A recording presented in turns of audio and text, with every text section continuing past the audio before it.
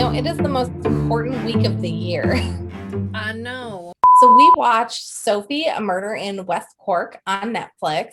It was an interesting documentary, and I think it was only it was number like 3 or something one day, and then dropped to number 7. I was like, oh my God, people are not watching this.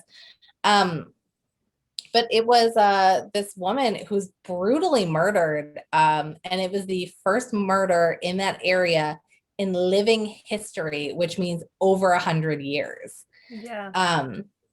But she was murdered and then chained up to her front gate in a very remote port spot in Ireland.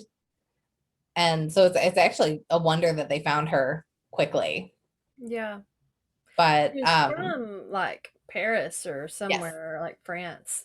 Yeah. yeah, she's from France. She was married to a very famous movie producer. Director or something. Yeah, director, producer, Director. something very prominent. But she owned this house in Ireland that she would come to get away because she's like, I'm not a socialite. I don't want to be in this world. I just want to be in my little house in Ireland. Yeah. Um, And I thought it was kind of odd that she didn't take her kid with her when she went. But at the same time, like most trips I go on, I don't take my kids with me either. So, well, so and okay, it was wait a a minute. kid from her first marriage, so it's possible too that the kid was always with his dad. Yeah. So, but yeah, it is a little bit weird that the kid never came with her, but also you find a spot you like, why are you gonna ruin it with kids? like, Yeah, yeah, because um, at first I caught myself judging her for that, and then I'm like 9 out of 10 trips that I go on, my kids don't go on. So I'm kind of being a hypocrite here. yeah. So, yeah, everybody loved her. That's what they had. And they had interviews with all of the people in the town and all of her family and all of these Why random would somebody do people. this to her? Like she's Yeah. And that was the big thing is they were like, she's the nicest person. Why did somebody murder her? And who murdered her? Because it was a very small, close-knit, remote town. So they were literally like, are we supposed to lock our doors? Are we supposed to trust people? They're like, everybody's judging everybody else. Everybody's trying to piece together her whereabouts um and I don't even remember. So when we watched this was the week we took off, and didn't yeah. have an episode, and I was sick that week, so I was kind of in and out of it while I was watching it. I don't even remember like the finale of it. So it's Like I don't currently remember. it's unresolved. Okay, I was So like I don't remember who killed so her. the Who the did it? the interesting part about this documentary is that they're interviewing this photographer dude, and he's in just a real good portion of this documentary. And then around the second episode they're like, we think he did it, and you're like, you're literally interviewing him. He is a key person, and he's just not in jail talking about the case. He says that he was the first one on the scene, and all of these things. And yeah, they're like, we're pretty sure he did it. And I did there was a part of this where the whole town just took 5 minutes to shit on his poetry. Like there, there was and this was before we knew he was the murderer. So I felt bad for him. And then immediately after they were like, we think he killed her. I was like, well, good. I'm glad they all shit on his poetry. But they cut to all of these individual people that were like, oh yeah, Ian, yeah, he writes real bad poems. Just god awful poems. And you don't know that he's Rude. accused. You're just watching this and then they cut to him reading one of his god awful poems. And he's reading it with such enthusiasm and pride, and it's this is a great poem, and I'm gonna get my big break. And the town's like, yeah, we hate it when he would read his poems. It was just so bad. And they didn't run him out of town. The whole town thinks that he did it, and he still lives in that town, and it's a small town. But they can't prove it, which was the issue.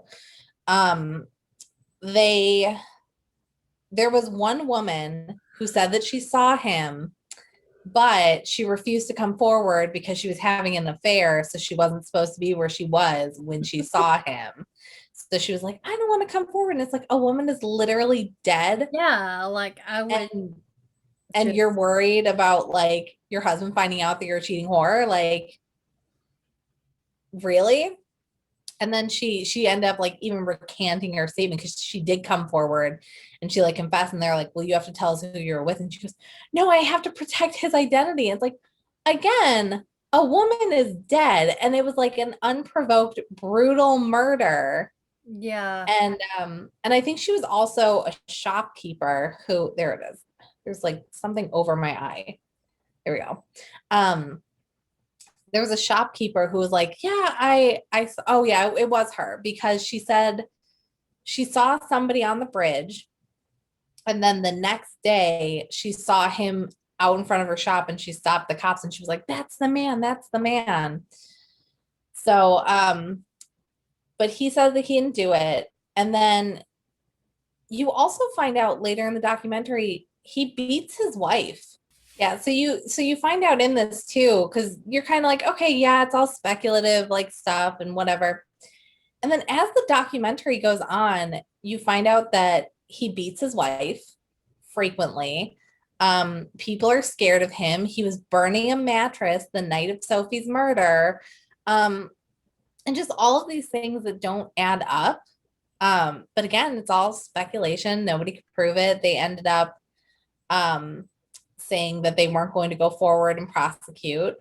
And then it kind of ended like 10 or 15 years later, where the French courts are like, we want to charge him with murder. If you're not going to charge him in Ireland, we're going to charge him in France. We think that we have enough evidence. And the Irish won't extradite him.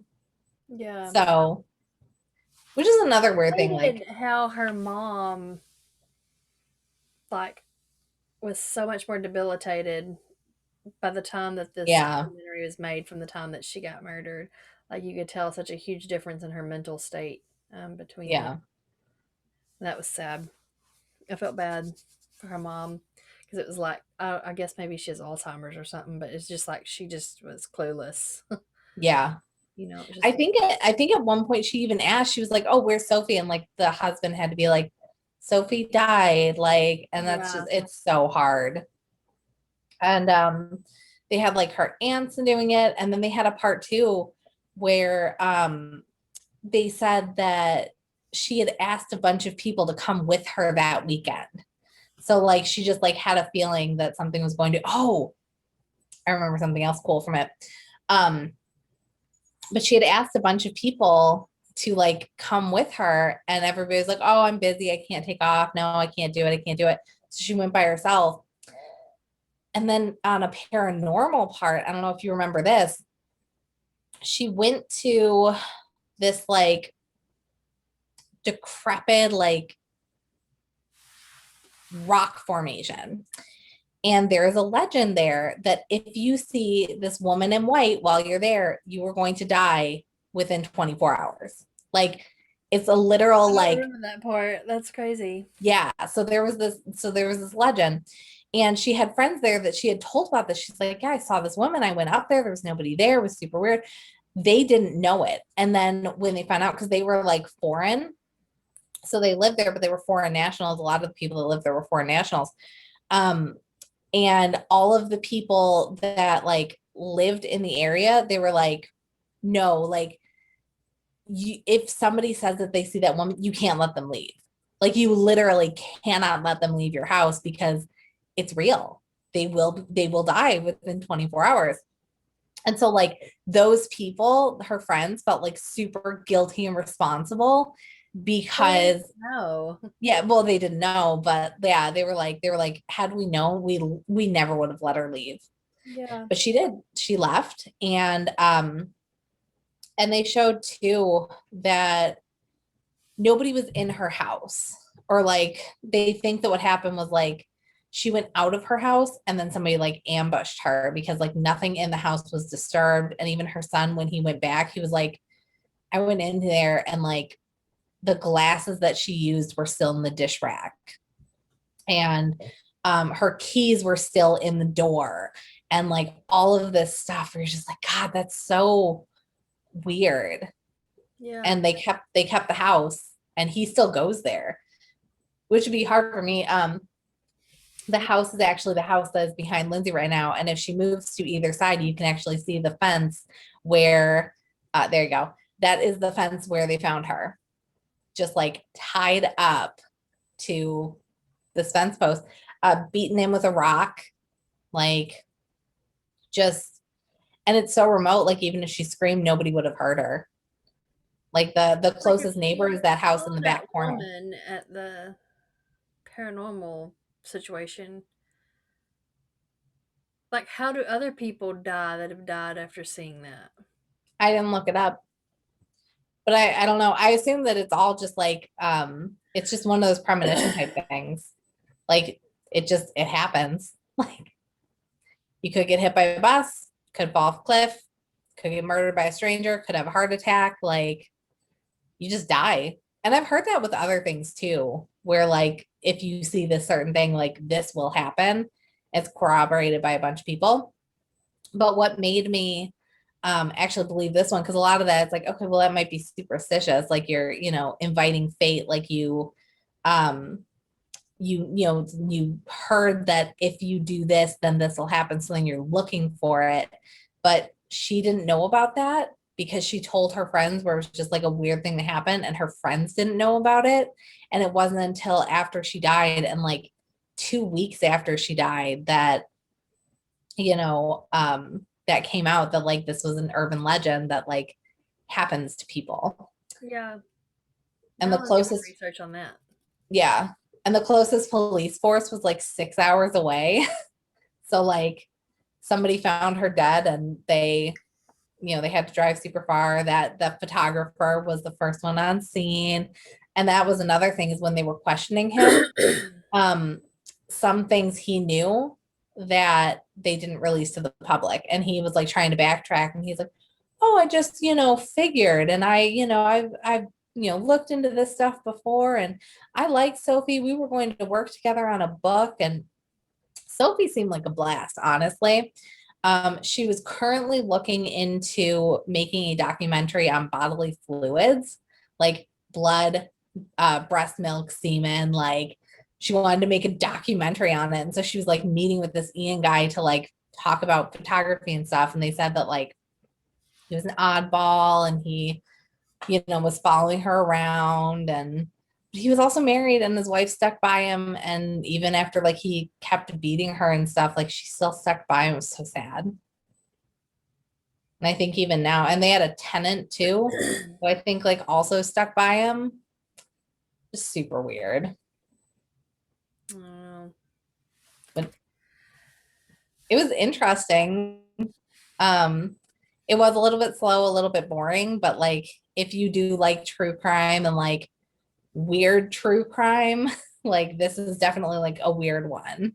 The most interesting part is honestly watching this suspect yeah. talk in this documentary like he didn't murder this woman. Like Yeah. he goes through the entire documentary, even after they accuse him, like he's just an innocent person who just like is also concerned about finding the killer. And it's like, bro, it's you. Like, so, but that's the best part. He has zero self-awareness. And honestly, for just the 5 minutes that they Well, I just mean, that's like, like how you beat a lie detector test is to convince your own self that you're not guilty. yeah, It's probably what he's done. yeah, he's Like, so he's so talk removed from it. He himself literally into it. convinced himself Yeah. he didn't do it. Yeah. Yeah, it's possible. So, Yeah. but no, it's like, it's so thick right there. Look at me, these big gauges. I'm scared. Yeah. That's it. watch the show, don't watch the show. It's on Netflix. Last Sophie, like half Murder of in this West episode, Cork. we're just yapping about everything else, but Yeah. I assume that won't make it. It's in the blooper reel. yeah, the blooper reel's gonna be longer than the episode. Yeah. It's because we watched it too long ago. We weren't consistent. All right, bye everyone. Thank Bye. you.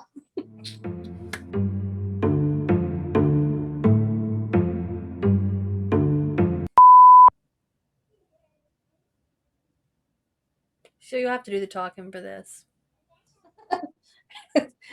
Start with, we watched this like 3 weeks ago and neither of us remember it that well. Did you see that they want to change the name of Shark Attack to Shark Encounter? Why does it offend the sharks? Yeah. The shark activists are like, it's a negative thing. And my thought process when I heard that, I was like, a shark encounter makes me think of like a cute, like petting a shark. This is going to like be you're out fun. there in a little boat and a shark swims by. Yeah, you're like, that is a shark I just encounter. got my leg ripped off by a shark. Yeah. So then they were also considering putting it, calling it a shark incident. And I was like, okay, I could see like a shark incident being better, but it's an attack. Like, look at all these glasses. look at you. I have so many glasses. Oh, I forgot about these. I've got. I like the crinkle of that bag. Yeah, ASMR. It's a nice crinkle. Is it really loud? It's not really loud. It's just like, it's a good sound. I like it. Like I'm not like, not being a bitch. I genuinely liked it.